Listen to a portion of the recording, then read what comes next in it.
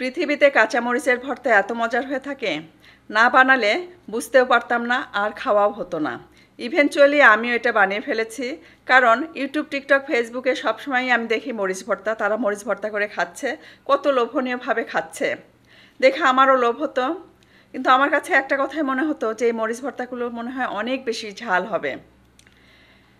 এটার একটা টিপস বলে দেব, সেটা হচ্ছে মরিচ যখন ভর্তা করবেন তখন খুব বেশি পাকা টাইপের মরিচ নেবেন না, একটু কচি টাইপের মরিচ নেবেন যেগুলোতে ঝাল কম থাকে।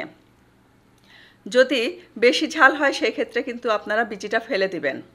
এখানে কাঁচামরিচ প্রথমে খুব সুন্দর করে পানি দিয়ে ধুয়ে নিয়েছি, তারপর কেটে টুকরো করে নিয়েছি যাতে করে ভাজার সময় ফুটে না ওঠে। সমপরিমাণ পেঁয়াজ আর রসুন দিয়ে একসাথে ভেজে নিয়েছি। ভাজার শেষের ক্লিপটা আর দেখাতে পারলাম না, আরও একটু কিন্তু ভেজে নিতে হবে, ক্লিপটা হারিয়ে গেছে। নামানোর আগে এর ভেতরে ধনেপাতা কুচি দিয়ে নামিয়ে নিয়েছিলাম।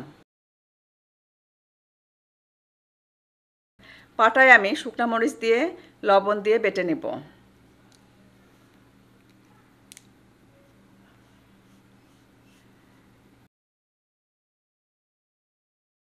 এখন আমি দিয়ে দিচ্ছি পেঁয়াজ রসুন মরিচ ভাজা, ঠিক এভাবে ভেজে নেবেন।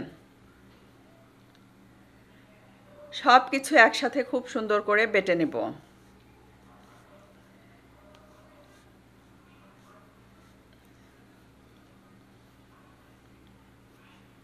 অনেক সময় দেখা যায় মুখে রুচি নেই কিংবা তরকারি ঝোল টাইপের খাবার খেতে ভালো লাগছে না, সেক্ষেত্রে কিন্তু আপনারা মাঝে মাঝেই এরকম মরিচ ভর্তা করে খেতে পারেন।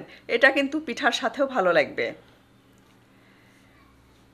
ভেবেছিলাম মনে হয় এত খেতে গেলে ঝাল লাগবে, বিষয়টা এরকম না। যেহেতু সরিষার তেল একটু বেশি করে দিয়ে ভেজে নিয়েছি, সেক্ষেত্রে কিন্তু ঝালের পরিমাণটা কমে গেছে। সাথে সমপরিমাণ পেঁয়াজ রসুন দিয়েছি। যাই হোক, বিষয়টা ব্যালান্স হয়েছে।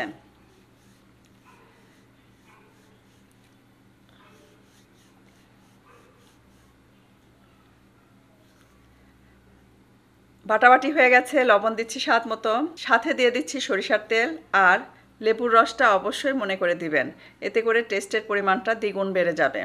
খুব সুন্দর করে হাত দিয়ে মাখিয়ে নিচ্ছি। মরিচ ভর্তা কিন্তু আমার অলমোস্ট ডান। চাইলে কিন্তু এই মরিচ ভর্তার ভেতরে আপনারা পেঁয়াজ কুচিও দিতে পারেন। সার্ভিং বাটিতে দিয়ে দিচ্ছি, দেখতেই পাচ্ছেন কতটা লোভনীয় হয়েছে। পাটায় একটু গরম ভাত দিয়ে এটাকে খেয়ে নেব।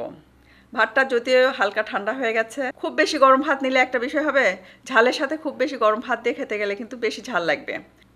লেবুর রস দিয়ে দিচ্ছি, পেঁয়াজ কুচি, আর সাথে দিব সরিষার তেল। খুব সুন্দর করে মাখিয়ে নেব, সাথে গরম ভর্তা নিয়ে খাবো। প্রথমে ভয় পাচ্ছিলাম যে মরিচ ভর্তাটা মনে হয় অনেক বেশি ঝাল হয়েছে, কিন্তু বিষয়টা এরকম না। খেতে অসম্ভব মজার হয়েছে, এক কথায় অসম্ভব মজার।